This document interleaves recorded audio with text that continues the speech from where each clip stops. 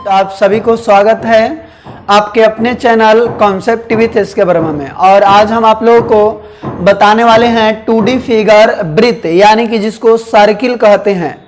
अब यहाँ पे समझना होगा हम लोगों को कि जैसे 2D फिगर क्या होता है, तो 2D फिगर के बारे में हम पहले ही आप लोगों को चर्चा कर दिए हैं। अब इसमें जो है अंतर क्या है, जो हम लोग पिछले कई वीडियो जो हम लोग पढ़े, त्रिभुज हो या चतुर्भुज हो या घन घनाभ हो, उसमें जो लाइनिंग पर आता था वह रेखा जो है एक सरल रेखा होता था। लेकिन जो अब हम लोग पढ़ेंगे एक वक्र रेखा, जैसे वृत्त को भी अगर बनाएंगे एक वक्र रेखा के द्वारा बनाएंगे, बेलन, शंकु जो भी हो एक वक्र रेखा के द्वारा बनाएंगे। लेकिन ये जो वृत्त है वक्र रेखा से बनेगा, लेकिन यह 2D फिगर होगा, ठीक है। और यह 2D फिगर यही है, बाकी आगे जो भी हम लोग पढ़ेंगे सब 3D फिगर पढ़ेंगे, ठीक है। तो हम लोग जो है इसको स्टार्ट करते हैं। इससे पहले जो है आप यदि हमारे चैनल पे पहली बार आए हैं तो आप नीचे लिखे लाल रंग के सब्सक्राइब बटन को दबा दीजिए और बगल में आए हुए बेल आइकन को भी प्रेस कर दीजिए, ताकि आपको प्रत्येक वीडियो का नोटिफिकेशन मिल जाए। तो चलिए यहाँ पे हम लोग देखेंगे सबसे पहले वृत्त होता क्या है, वृत्त कहते किसको है। तो यहाँ पे बोलना होगा कि कोई एक निश्चित बिंदु से समान दूरी पर खींची गई वक्र रेखा से बनी आकृति को वृत्त कहते हैं। देखिए यह एक निश्चित बिंदु है और इस निश्चित बिंदु से समान दूरी पर खींची गई एक गोल वक्र आकृति को हम लोग क्या बोलेंगे, वृत्त कहेंगे। अगर वृत्त में हम देखें तो यहां से प्रत्येक दूरी समान होगा। अगर यहां से यहां आर कहें तो यहां से यहां भी आर होगा। इधर यदि कहें तो ये भी क्या होगा, आर होगा। ये भी कहें तो आर होगा, यहां से भी कहें तो आर होगा, यहां से भी कहें तो आर होगा। मतलब ये ऐसा बिंदु है जहां से सभी दूरी क्या है, इक्वल है। यहां भी खींच दे तो ये आर होगा, सब इक्वल है। यानी कि यही बोलेंगे इस निश्चित बिंदु से समान दूरी पर खींची गई वक्र आकृति को क्या बोलेंगे, वृत्त बोलेंगे। अब चलिए समझते हैं कि वृत्त में होता क्या क्या है, इसको थोड़ा सा हम लोग समझने की कोशिश करते हैं। तो देखिए अगर मान लेते हैं कि यह एक वृत्त है, ठीक है, यह गोल एक क्या है, एक वृत्त है। और इस वृत्त में जो है इस प्रकार से हम एक रेखा पार रहे हैं। जैसे देखिए ये वाला वृत्त का जो है एक निश्चित बिंदु है और इस निश्चित बिंदु को, जिस बिंदु से वृत्त का निर्माण किया जाता है उस बिंदु को केंद्र बोला जाता है, उस बिंदु को केंद्र बोला जाता है, ठीक है। और इसको सामान्यतः ओ से दर्शाया जाता है। अब समझिएगा यहाँ कि ये जो केंद्र हो गया और ये जो वक्र लाइन हुआ, इस वक्र लाइन को हम लोग बोलते हैं परिधि। अब परिधि का परिभाषा कैसे देंगे, तो कहेंगे निश्चित बिंदु से खींची गई वक्र रेखा को परिधि कहते हैं। और खींची गई वक्र रेखा से बनी आकृति को वृत्त कहेंगे। लेकिन जो खींची गई वक्र लाइन है, इस वक्र लाइन को हम क्या बोलेंगे, परिधि बोलेंगे, परिधि, ठीक है। और ये परिधि हो गया। अब यहां पे समझिएगा आगे कि परिधि तो जान लिए। अब अगर हम इस केंद्र से परिधि तक कोई एगो रेखा पारते हैं ऐसे, तो इसको बोला जाता है त्रिज्या। इसको क्या बोला जाता है, त्रिज्या बोला जाता है। और त्रिज्या को आर से सूचित किया जाता है। यानी कि अब त्रिज्या की परिभाषा कैसे देंगे, तो कहेंगे केंद्र से परिधि के बीच के जो दूरी है उस दूरी को त्रिज्या कहते हैं। अब यहाँ पे आगे थोड़ा सा समझिए कि अगर हम मान लेते हैं कि यहां से यहां भी अगर लाइन खींचे तो ये भी त्रिज्या होगा, है ना। और यहां से यहां भी लाइन यदि हम खींच दे तो ये भी क्या होगा, त्रिज्या होगा। मतलब त्रिज्या ये वाला भी है और ये वाला भी है। मतलब त्रिज्या कै गो त्रिज्या हो गया, 2 गो त्रिज्या हो गया। तो यहाँ पे जो यहां से यहां तक जो लाइनिंग खिंचाया है, इस लाइनिंग को हम लोग बोलते हैं व्यास बोलते हैं। क्या बोलते हैं? व्यास। इसको इंग्लिश में डायमीटर बोलते हैं, इसको डी से सूचित करते हैं। अब यहां पे आगे समझिएगा थोड़ा सा कि अब व्यास का परिभाषा अगर बोलना होगा तब कैसे बोलेंगे? तब बोलना है कि केंद्र से जाने वाली वैसी रेखा, केंद्र से जाने वाली वैसी रेखा जो दोनों ओर परिधि को छूता है। केंद्र से जाने वाली वैसी रेखा जो दोनों ओर परिधि को छूता है, उसे हम क्या बोलते हैं? व्यास बोलते हैं। और इसको हम डी से सूचित करते हैं। लेकिन ये केंद्र के अलावा अगर कहीं भी लाइन पारा जाए, इस प्रकार से ड्रा किया जाए, तो उसको हम लोग व्यास नहीं बल्कि इसको हम लोग जीवा कहते हैं। इसको क्या बोलते हैं? जीवा बोलते हैं। और कहेंगे कि परिधि को छूने वाली रेखा को हम जीवा बोलते हैं। और ये भी जो है एक तरह का जीवा ही है। व्यास भी जो है एक तरह का जीवा है, लेकिन सबसे बड़ी जीवा यही है। सबसे बड़ी जीवा यही व्यास है। केंद्र से जो लाइन जाता है वह सबसे बड़ी जीवा होता है। तो व्यास का इस तरह से भी परिभाषा बोल सकते हैं कि वृत्त में सबसे बड़ी जीवा को व्यास कहते हैं, है ना। अब यहाँ पे आगे समझिएगा थोड़ा सा, आप यहाँ पे ध्यान देने की कोशिश करेंगे।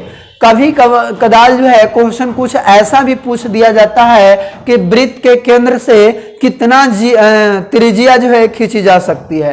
तो बताओ, तो वृत्त के केंद्र से क्या गो त्रिज्या खींची जाएगी? यहां से इधर भी पार सकते हैं, उधर भी, इधर भी, इधर भी। जय गो पारने का मन है उतना जो है पार सकते हैं। यानी कि कह सकते हैं कि वृत्त के केंद्र से अनंत जीवा अनंत त्रिज्या खींची जा सकती है ना। और यदि हम बात करें कि वृत्त जो होता है उससे व्यास कैगो खींची जा सकती है, तो व्यास की जो संख्या होगी ये भी अनंत होगी। कैसे? जैसे अगर यहां से बात करें इधर खींच दिए, यहां से बात करें इधर खींच दिए, इधर से बात किए इधर खींच दिए, इधर से मन किया इधर से खींच दिए। यानी कि जय गो जीवा होगा उतना जो है व्यास खींची जा सकती है। तो हम कहेंगे एक वृत्त के केंद्र से त्रिज्या और व्यास की जो संख्या खींची जाएगी वह अनंत खींची जाएगी, है ना। तो इतना बात को आप याद रखेंगे। उसके बाद हम लोग चलते हैं थोड़ा सा वृत्त के बारे में कुछ अगर जान लेते हैं। अब देखिए, अगर व्यास का फॉर्मूला यहां से कहे कि व्यास बराबर क्या होगा, तो एकदम बारीकी से जो है आज सभी फॉर्मूला को हम लोग आपके सामने जो है डिस्कस करेंगे। जैसे अगर व्यास के पूछ रहा है कि व्यास बराबर कितना होगा, किसके इक्वल होगा, तो देख रहे हैं यहाँ पे ये वाला यहाँ से यहाँ तो त्रिज्या है, यह कुछ है आर है, और यहाँ से यहाँ भी क्या है आर है। मतलब आर क्या गो है? 2 गो है। तो इसीलिए हम यहाँ लिख सकते हैं 2 गुना त्रिज्या, 2 गुना त्रिज्या। और इस प्रकार से व्यास का फॉर्मूला 2 गुना त्रिज्या हो गया। अगर यहां से त्रिज्या बराबर पूछे तो 2 को उधर भेजना होगा, तो व्यास बाई 2 हो जाएगा, है ना।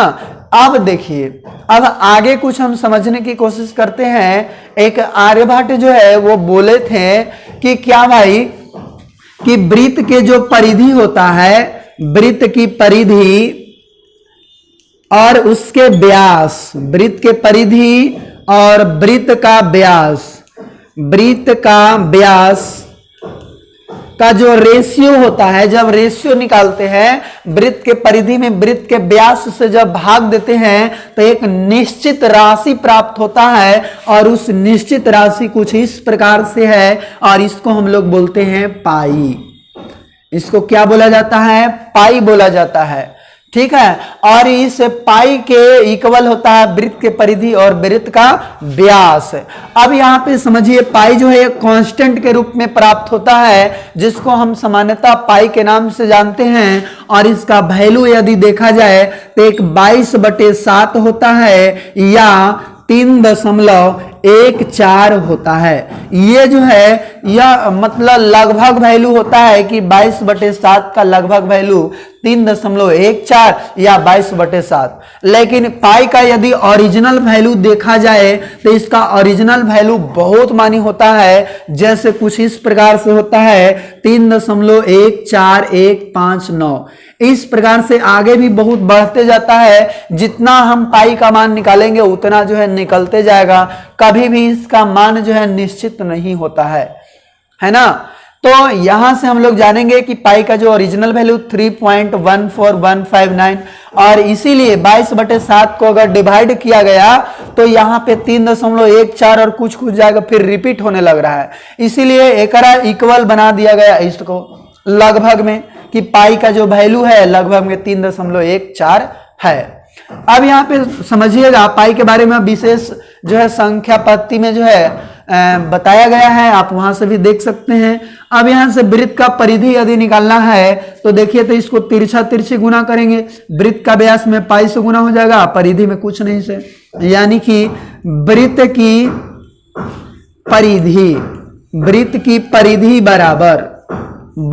परिधि बराबर क्या हो जाएगा, पाई गुना वृत्त का व्यास होगा। ठीक है, अब यहां पे समझिए थोड़ा सा, अगर हम इसको आगे यदि बढ़ाना चाहें तो पाई है तो पाई होगा और वृत्त का व्यास कितना होगा, 2r होगा, क्योंकि अभी देखे हैं वृत्त का व्यास बराबर 2 गुना त्रिज्या मतलब 2r। और इसको हम पूरा देखें तो ये कितना हो गया, 2πr हो गया। तो यही जो है वृत्त की परिधि हो गया, वृत्त की परिधि, यानी कि वृत्त की परिधि यहां से याद रखेंगे कि 2πr होता है। ठीक है, तो यहां से ये वाला देख लिए। लेकिन अब आपको कहेगा कि वृत्त का क्षेत्रफल कैसे निकालते हैं, तो चलिए हम लोग वृत्त का क्षेत्रफल भी कैसे निकालते हैं उसके बारे में थोड़ा सा हम लोग डिस्कस करते हैं। अगर मान लेते हैं यह जो है एक वृत्त है और क्षेत्रफल निकालना है, तो इस ये वाला पूरा भाग को निकालते हैं, जो हम ये कलर कर रहे हैं वही वाला भाग क्या होता है, क्षेत्रफल।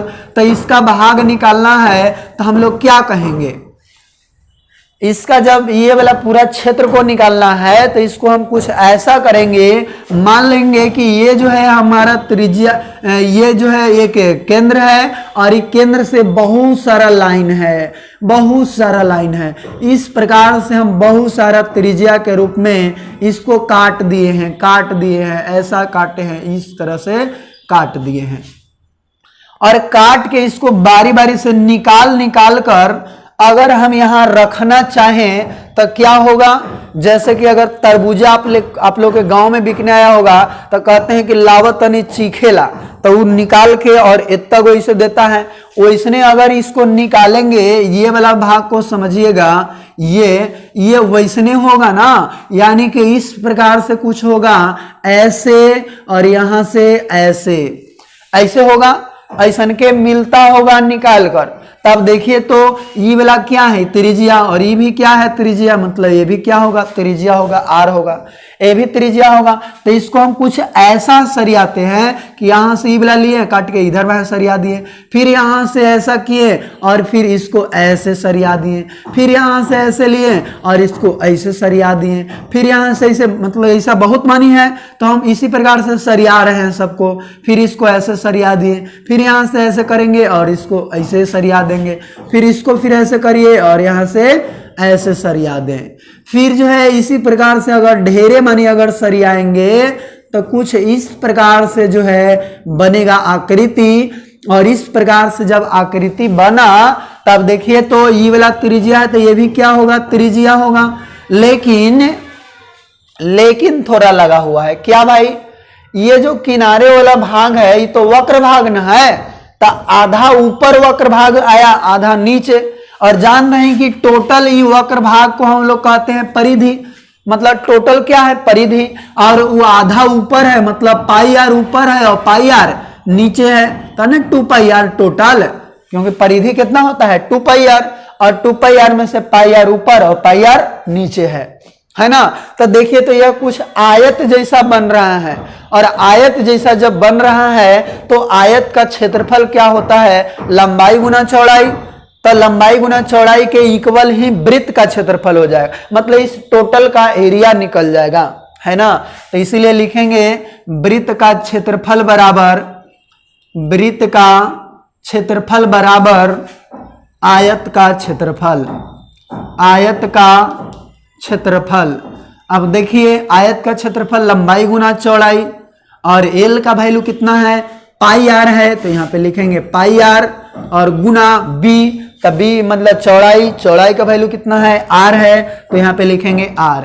पाई आर गुना आर, तो क्या हो जाएगा, पाई आर स्क्वायर, और यही निकल गया कोची का क्षेत्रफल, वृत्त का क्षेत्रफल। अतः लिखेंगे वृत्त का क्षेत्रफल बराबर पाई आर स्क्वायर। और इस प्रकार से यहाँ पे क्या हो गया, वृत्त का क्षेत्रफल निकल गया, वृत्त का परिधि निकल गया, यह वृत्त का व्यास निकल गया। तो आप जो है इतना समझ चुके होंगे, तो आप जो है इतना स्क्रीनशॉट एक बार ले लीजिए, फिर इसको हम आगे की ओर बढ़ाते हैं। अब यहाँ पे समझिएगा कि जब वृत्त के सभी फॉर्मूला को देख लिए, अब होता है यह वृत्त है पूरा, ये पूरा वृत्त है, ठीक है। और इस वृत्त में जो है अगर कभी पूछे कि कितना इसका केंद्र पर कितना डिग्री का कोण बनता है, तो इसमें हम कहेंगे पूरा यहाँ केंद्र पे जो बना हुआ कोण होता है 360 डिग्री होता है।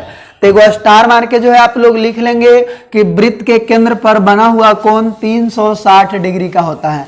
लेकिन इसी वृत्त को हम आधे आधे काट दिए, आधे आधे काट दिए तो कुछ ऐसा आकृति बन गया, और यहाँ पे केंद्र हो गया, कुछ ऐसा आकृति बना, है ना। तो इसमें देखिएगा कुछ ऐसा जब बना है, तब ये जो आर होगा यहां से यहां तक क्या होगा, आर होगा, यहां से यहां तक क्या होगा, आर होगा। यानी कि अब ये दो दो गो आर हो गया। अब इसका परिधि निकालेंगे, तो परिधि तो पूरा वृत्त के होता है 2 पाई आर, लेकिन इसको आधा कर देंगे क्या अर्धवृत्त निकल जाएगा पाई आर, नहीं, यहां तो पाई आर जो निकला यह परिधि निकलेगा, ये वाला भाग, ये वाला भाग केवल निकलेगा, क्योंकि टोटल कितना था 2 पाई आर, तो इतना निकल गया पाई आर। लेकिन परिमाप यदि कहें तो परिमाप का मतलब होता है चारों ओर लंबाई, है ना। तो ये वाला 2 भाग तो छूट ही जाएगा। तो इसीलिए अगर परिमाप कहे यानी कि ये वाला आकृति कैसा है, तो हम लोग लिखेंगे अर्धवृत्त है, ये अर्धवृत्त।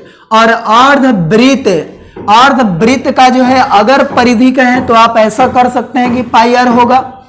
लेकिन परिमाप यदि आपको निकालना है तो परिमाप का मतलब होता है चारों ओर के पूरा कुल लंबाई। तो यहां पे देखिए, तो अगर लिखेंगे अर्धवृत्त, अर्धवृत्त की परिमिति या परिमाप, परिमाप या परिमिति, तो क्या होगा जी, ई वाला भाग और प्लस ई दोनों, तो ई वाला भाग कितना हो जाएगा, पूरा था 2 पाई आर, तो इसको आधा कर देंगे 2 पाई आर बाई 2, और प्लस में यार आर दूगो, तो 2 आर जुट जाएगा। तो 2 से 2 कट गया, आर आर दोनों में है, आर कॉमन, तब पाई प्लस 2 इंटू आर हो गया। यहां से ये भी याद रख सकते हैं, नहीं तो यदि मन किया आपको कि आर पाई का वैल्यू रख दे 22/7 और प्लस में 2, और इस प्रकार इसको हल करेंगे तो 36/7 इंटू आर आ जाएगा। यानी कि यहां से अर्धवृत्त की परिमिति या परिमाप निकल गया कितना भाई, तो हम लोग याद रखेंगे 36/7 इंटू आर निकल जाएगा। अब आगे थोड़ा आप समझिए, इसका अगर क्षेत्रफल निकालना है तो कोई दिक्कत ही नहीं है, क्योंकि पूरा वृत्त का क्षेत्रफल पाई आर स्क्वायर, ये आधा बन गया, तो हम आधा इसको कर देंगे। यानी कि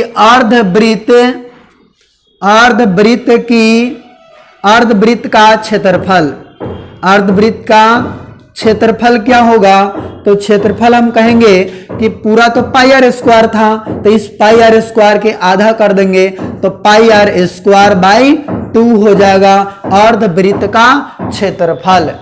अब यहाँ पे आप लोगों को कुछ ऐसा भी दे सकता है कि जैसे ये पूरा वृत्त है और वृत्त में हम चौथाई भाग के अगर मान निकालना चाहते हैं, जैसे ये है और ये है, हम केवल जो है इसका वैल्यू निकालना चाहते हैं। ये वाला देखिए मिटा रहे हैं, हम ये सभी को मिटा दें और ये एगो जो भाग बचा हुआ रह गया इसका निकालना चाहते हैं। तो ये क्या कहलाएगा, ये जब ऐसा कुछ रहेगा बचा हुआ तो इसको चतुर्थांश बोलते हैं, चतुर्थांश। और चतुर्थांश इसको बोलेंगे। और इस चतुर्थांश का देखिए तो ये वाला क्या हो जाएगा, त्रिज्या, ये भी त्रिज्या। तो अगर हम इसका चतुर्थांश की परिमिति की बात करें, कि परिमाप चाहे तो परिमिति, तो देखिए तो ये वाला तो जो है पूरा वृत्त के चौथाई भाग है, तो हम कहेंगे कि 2 पाई आर में 4 से भागा दे दीजिए, प्लस आर आर तो जुटेगा ना, क्योंकि कुल जो है लंबाई जोड़ना है तो आर आर जुटेगा, मतलब 2r, 2 दूना 4, और इस प्रकार से r कॉमन होगा π/2 और प्लस में r। तो ये भी एक फॉर्मूला ही है, लेकिन इसमें पाई का वैल्यू यदि बैठा देंगे यानी r इंटू 22/7, 7 दूनी 14 हो जाएगा और प्लस में r होगा, सॉरी r तो कॉमन हो गया है, 2 यहाँ पे होगा, यहाँ भी 2 होगा, तो 14 दूनी 28 और 28 और 22 कितना हो जाएगा, यहाँ पे 50 हो जाएगा। तो 50/14 को यदि हम काटेंगे तो r इतना होगा 25/7 इंटू r, यानी यह कोची का हो गया चतुर्थांश। चतुर्थांश का परिमाप, चतुर्थांश का परिमाप बराबर 25/7 इंटू r हो गया। लेकिन यदि क्षेत्रफल की बात करें, चतुर्थांश का क्षेत्रफल, और चतुर्थांश का क्षेत्रफल क्या होगा, तब पूरा वृत्त के ही चौथा भाग है, पूरा वृत्त का चौथा भाग, इसीलिए πr²/4, और इस प्रकार से जो निकला ये क्या कहलाएगा, यहाँ चतुर्थांश का क्षेत्रफल कहलाएगा। तो हम उम्मीद करते हैं इतना आप लोगों को क्लियर हो गया होगा। तो आप पहले जो है इतना नोट कर लीजिए एक बार, या तो स्क्रीनशॉट ले सकते हैं। हम यहाँ पे हट गए हैं, अब आगे समझिए। यहाँ पे जैसे कि यह हमने एक क्या किया, एक वृत्त बनाया, और इस वृत्त में हम क्या करते हैं, ये वाला जो केंद्र है, इस केंद्र से इस प्रकार से हम एक भाग को काटते हैं। तो ये जो भाग है यहाँ पे थीटा एंगल बना रहा है, ठीक है, थीटा डिग्री एंगल बना रहा है। तो हम इसको जो बोलते हैं, इस भाग को त्रिज्यखंड बोलते हैं। इस भाग को क्या बोलते हैं, त्रिज्यखंड बोलते हैं। और इस प्रकार से त्रिज्यखंड का क्षेत्रफल भी होता है, इसका परिमिति भी होता है, इस प्रकार से होता है। और ये वाला जो भाग है, ये इसको बोला जाता है चाप। इसको क्या बोला जाता है, चाप बोला जाता है, यानी चाप की लंबाई भी निकाला जाता है। और ये क्या है, त्रिज्या है, ये वाला भी क्या है, त्रिज्या है, ठीक है। तो यहाँ पे आप समझने की कोशिश करेंगे, इसको हम एक बार मिटाते हैं, केवल इस भाग को हम यहाँ पे दर्शाते हैं। तो हम क्या करेंगे, इस पूरे भाग को इस तरह से मिटा देंगे, यानी कि हम ऐसा इसको हम पार सकते हैं फिर से, जैसे कुछ ऐसे और ऐसे, और ये वाला भाग को हम ऐसे कर देंगे, ठीक है। और ये वाला जो है यह थीटा डिग्री एंगल है, और इसका नाम क्या होगा, त्रिज्यखंड नाम होगा। इसका नाम क्या होगा, त्रिज्यखंड। अब देखिए त्रिज्यखंड का क्षेत्रफल कैसे निकालते हैं, इसके बारे में भी हम लोग जानेंगे। अब देखिए ये वाला क्या है भाई, त्रिज्या है, ये भी त्रिज्या है। एक बात जानिए, अभी अभी बताए हैं कि पूरे वृत्त का जो क्षेत्रफल होता है πr² होता है, πr², लेकिन यह 360 डिग्री एंगल बनता है केंद्र पर, तब ना πr²। लेकिन अगर थीटा डिग्री एंगल बनेगा तब इसका क्षेत्रफल क्या होगा। तो हम कुछ ऐसा जानेंगे कि जैसे हम लिखेंगे, चूंकि 360 डिग्री कोण पर कोण पर क्षेत्रफल बराबर pi are square. Pi are square होता है, जिस वृत्त में देखे थे, वृत्त में केंद्र पर बना हुआ कोण 360 डिग्री, और 360 डिग्री जब बनेगा कोण तो उस पर क्षेत्रफल कितना होगा, पाई आर स्क्वायर। इसीलिए 1 डिग्री अगर कोण पर क्षेत्रफल निकाले तो पाई आर स्क्वायर बटा 360 डिग्री हो जाएगा ना। अब देखिए तो अगर हमें थीटा डिग्री पे निकालना है तो इसीलिए हम कहेंगे थीटा डिग्री कोण पर क्षेत्रफल बराबर, तो कहेंगे पाई आर स्क्वायर और थीटा से गुना हो जाएगा, अब बटा में 360 डिग्री। तो यही वाला जो हुआ त्रिज्यखंड का क्षेत्रफल हो गया, इस भाग का क्षेत्रफल हो गया त्रिज्यखंड का क्षेत्रफल। और त्रिज्यखंड का क्षेत्रफल का formula pi are square theta बटा 360 डिग्री। ठीक है, तो आप इसे याद रखेंगे और अपने कॉपी में भी इसे नोट कर लेंगे। तो त्रिज्यखंड का क्षेत्रफल पाई आर स्क्वायर थीटा बटे 360 डिग्री। अब बात आती है कि सर अगर हम ये वाला भाग यदि निकालना चाहें, इसको एल बोलते हैं और इसको चाप की लंबाई कहते हैं। चाप इसको बोलते हैं, पूरा को चाप की लंबाई कहते हैं। ठीक है, तब देखिए तो यहां से अगर ये वाला भाग को निकालना है तो ये पूरा वृत्त में ये ऐसे किया हुआ है, ये वाला भाग ये निकालना है ना, तब पूरा यहाँ पे कुछ ना कुछ थीटा कोण बन रहा है। तो हम जानते हैं कि 360 डिग्री जब यहाँ केंद्र पर बनता है तो ये वाला जो भाग होता है, ये परिधि 2 पाई आर होता है, 2 पाई आर होता है। तो ठीक इसी प्रकार से हम इसका भाग निकालेंगे, चाप की लंबाई निकालेंगे। कहेंगे चाप की लंबाई बराबर, चाप की लंबाई नहीं, आगे पहले देखते हैं थीटा डिग्री कोण पर परिधि बराबर कितना हो जाएगा, 2 पाई आर। इसीलिए 1 डिग्री, चूंकि में यहां लिखेंगे, इसीलिए 1 डिग्री कोण पर परिधि बराबर तो 2 पाई आर, सॉरी यहाँ पे थीटा डिग्री नहीं 360 डिग्री ना, क्योंकि पूरा वृत्त में 360 डिग्री होता है। 360 डिग्री कोण पर परिधि 2 पाई आर, तो 1 डिग्री पर 2 पाई आर बटा 360। इसीलिए हम कहेंगे थीटा डिग्री पर कितना हो जाएगा, 2 पाई आर बटा 360 हो जाएगा, है ना। तो आप देखिए तो थोड़ा सा यहाँ इसको यदि हम काटेंगे तो 2 से ही कट जाएगा 180 मरतबे, और यही की क्या निकला, ये जो है चाप की लंबाई निकल गया। चाप की लंबाई यानी कि कौन सा भाग, तो ये वाला भाग, ये जो यहाँ से यहाँ तक है वो वाला भाग। तो इस प्रकार से हम कहेंगे चाप की लंबाई बराबर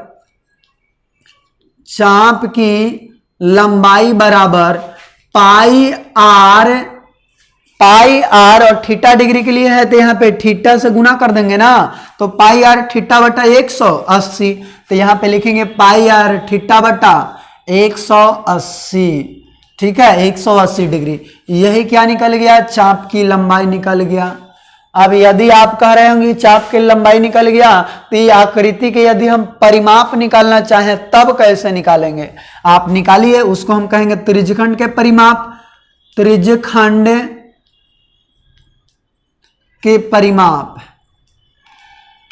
परिमाप, तो त्रिज्यखंड के परिमाप कैसे निकालेंगे, तो ध्यान दीजिए, चाप की लंबाई प्लस 2 गो त्रिज्या, चाहे 2 गो त्रिज्या और प्लस में चाप की लंबाई। तो हम कहेंगे कि चाप की लंबाई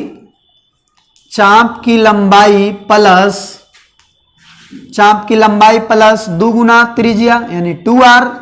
ठीक है, तो चाप की लंबाई अभी पढ़े हैं पाई आर थीटा बटा 180 और प्लस में 2r, और यही वाला जो है क्या हो गया, चाप की लंबाई के फार्मूला हो गया। तो यहां पे लिख दे रहे हैं चाप की लंबाई बराबर, सॉरी चाप की लंबाई नहीं, त्रिज्यखंड का परिमिति, त्रिज्यखंड की परिमाप बराबर फार्मूला क्या हो गया, पाई आर थीटा बटा 180 और प्लस में 2r। यह त्रिज्यखंड का क्या निकल गया, परिमाप निकल गया या परिमिति आप इसको कह सकते हैं। तो हम उम्मीद करते हैं कि ये जो है आप लोगों को समझ में आया होगा। तो आप जो है इसको एक बार स्क्रीनशॉट ले लीजिए और इसको जो है आप लोग नोट डाउन जरूर कर ले।